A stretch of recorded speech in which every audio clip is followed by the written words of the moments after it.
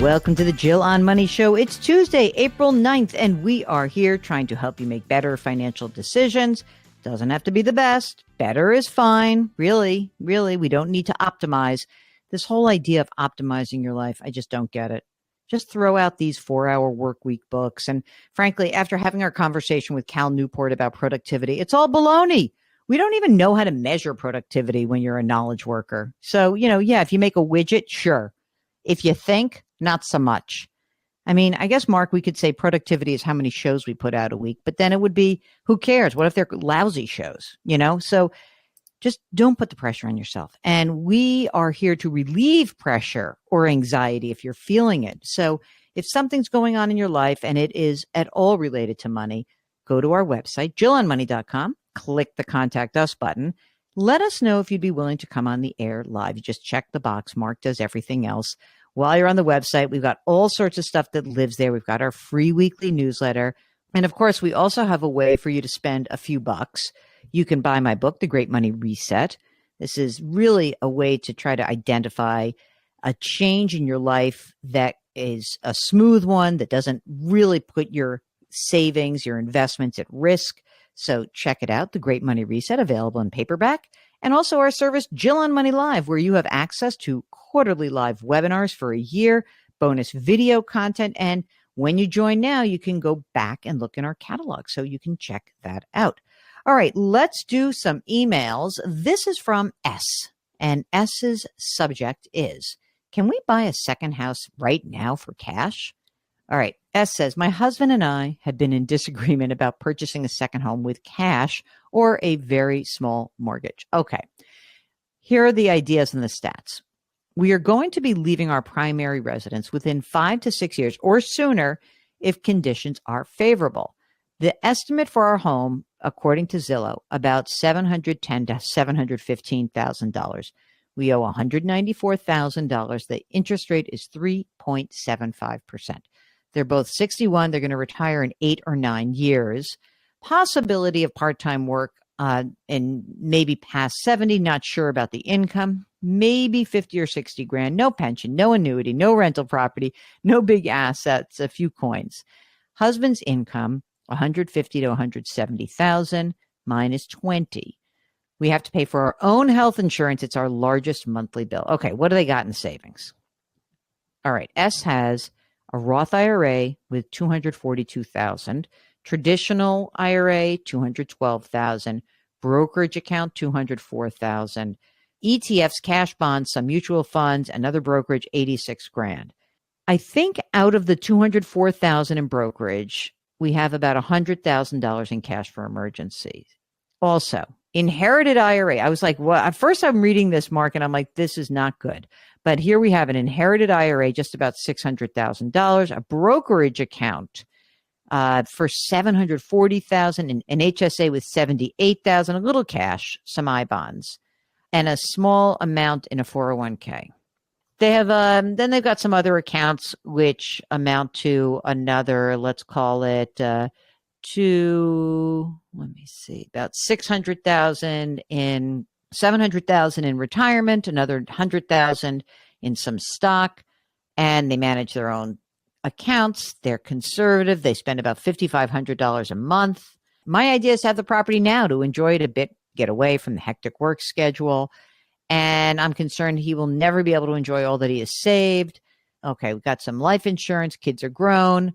My husband says that I need to get a full-time job if I want to buy a second home in the near future, and I don't think that's necessary. I wouldn't spend more than $450,000 for the property, but we do live in a high cost of living state. Okay, what they would do is this.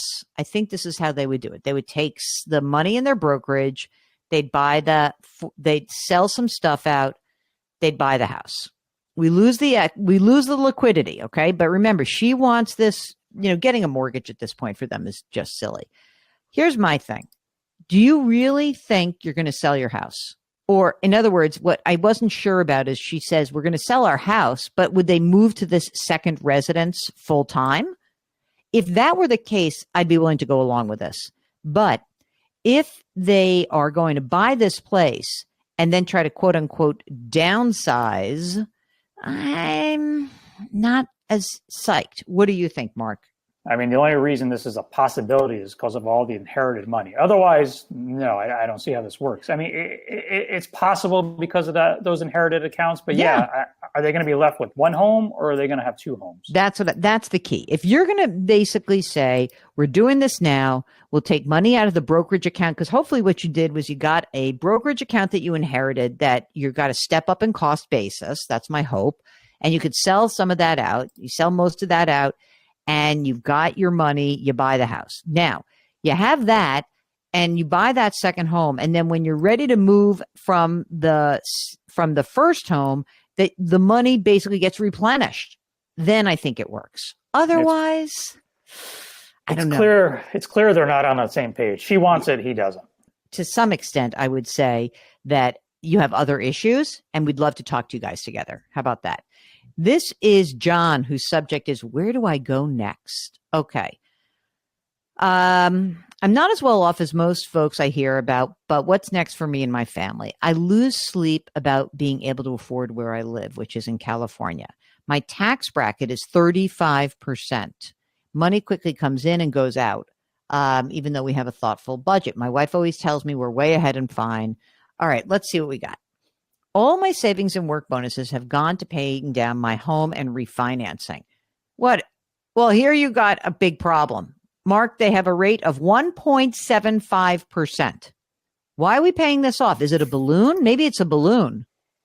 Is it a balloon that gets paid off in 11 years? It has 11 years to pay off. I wouldn't pay a dime towards that. The house is worth 1.4 million. No wonder this guy's making himself crazy. He's 42 years old. They have one kid. He's got a job in tech. Wife is stay-at-home mom. 2 working years short of qualifying for Social Security. Salary is 335, gets a $65,000 bonus. So 400 grand. Money in an old rollover, 5 grand, 20 grand in a 401k, 300,000 in employee stock, 2 grand in college savings, high spending on trips. Any insight? Okay, you ready for your insight? Stop paying down your mortgage. Stop it. Just stop. And I don't know what is going on, like how much you're paying down. I need that number. But I want to tell you something, John. You're probably in much better shape without paying that down. Paying off that house does nothing for you. Zero. Right? Yeah, I mean, he makes a good living. He's got to get cranking on the retirement savings. What you need to be doing is socking away tons of money in retirement. Forget about college savings. And you spend 30 grand a year on trips. I mean, that's fine with me, but you got to save money. This is Billy. Okay. Who, by the way, watches us on the compound, which I like. I'm retired, not married, not yet drawing Social Security. I have a Roth IRA that, given my net worth and passive income, is planned to be passed on to my heirs. That's good. I live in another country with a high taxation rate. Oh my God, marginal rate over 50%. Stop complaining us, right? I plan to move back to the US this year. I'm going to buy a house. Okay. Here is the question. Is it financially better to buy a house by using a Roth, thereby not incurring a very painful tax event, nor mortgage interest or fees, or take a mortgage for 6 months to a year, then next year, when I'm only subject to US taxes, sell from my brokerage account to pay off the mortgage? I can also use the 60-day rollover rules for an IRA and pay off the mortgage from the Roth account in November, then restore the value to the Roth in January from my brokerage account as a rollover. Might be too many hoops to save 2 months of mortgage interest. Okay. On one hand, it seems odd to pay 7% for mortgage interest, even for just a year, which is including fees, etc. And he said the issue is, this is an interesting question. It's really, you would only do that. You'd pay that money, okay, just to preserve the Roth that essentially this guy's never going to use. He's just planning to use it to pass on to his heirs. On the other hand, I realize there's a break-even point where the tax-free Roth gains will start to outpace my expenses for having a mortgage for 6 to 12 months, plus the 5 grand in fees. So the net is, I have wound myself around the axle. The Roth was so hard to get and also to accumulate, and I hate to give it up. But on the other hand, it is there to be used when needed. In case it matters, if I were to use the brokerage account to pay off the mortgage next year, it would generate about 250 grand of capital gains in 2025. This is what I would do. I think I would do it for the 1 year And I don't even, and not even the 1 year, but like maybe what I would also do is just this. Let's say you got the mortgage for a year for the heck of it, okay? And you've got your Roth. And then essentially you wait until that year is up because we don't want that high taxation rate. Is there any pre-tax money anywhere in this scenario? I don't think there's any pre-tax money. So maybe what I would do is that I don't know how much money you're really going to have tax return wise in that second year, but perhaps what we might do is divvy it up for a year or two. And, wouldn't it be kind of nifty if this guy could essentially take some of the money and pay 15% long-term capital gains on it 1 year and a little bit more the following year and then use that and be done? I think I would do that. We'll know more about the tax situation, but I don't want to generate 250 grand in capital gains in 1 year. I might dribble that out a little bit and just make it 2 calendar years. And that way you'll carry the mortgage for an extra few months, but I think you'll be okay. I think he's got a lot of money because the way he says, give him my net worth and my passive income. Yeah. So I get the sense that he's okay. These are the rich people problems. This is from Kelly, who was recently hired as a nanny. I'm saving 25% of my pay for taxes, but I was wondering, what could I write off? I drive to their house 25 miles one way, use my cell phone. Is there anything else I need to keep track of or receipts since I just started? I like to be organized and prepared when it comes to tax time next year. We'll get that. Okay, so you're self-employed, which means you can absolutely deduct expenses associated with your business. So whatever it is that you are using, like the drive to their house, the cell phone for their correspondence, anything else that you're paying for that is directly associated with the job, you can write off. Now, of course, you're a nanny, so it's not like you're going to write off part of your house, right? If you were like a graphic designer and you're doing freelance work, there is a possibility for doing that, but you're doing great. All right, this is from Hillary. To Roth or not to Roth? That is the question. Hillary writes, I love your podcast. I listen on YouTube. Definitely not a high earner like most of your listeners. By the way, it's not most of our listeners. We have a ton of different kinds of listeners, okay? Hillary goes on to say, I do my best. I'd appreciate your advice. I'm wondering if it's worth changing my contributions to put more into a Roth and if I should put it into my work Roth or Vanguard. I'm 52 next month. I've got $70,000 in a Vanguard Roth IRA, $310,000 in a 403B. I actually am able to put money towards a Roth within the 403B. I make $68,000. I was putting in $8,400 a year, $550 to the 403B, $150 to the Vanguard Roth. I just bumped it up to $9,000 a year. I'm doing Okay, so I'm aggressive with my portfolio. I'm single. I've got a 12-year-old in private school on a scholarship. I pay about $5,500 a year. I got $6,000 in emergency reserve fund, high yield savings account. I was doing mostly pre-tax to keep my income lower to qualify for scholarships. Not sure it's going to make a big deal now. Will be a factor in college when the time comes. I'm going all Roth all the time, Mark. How about you?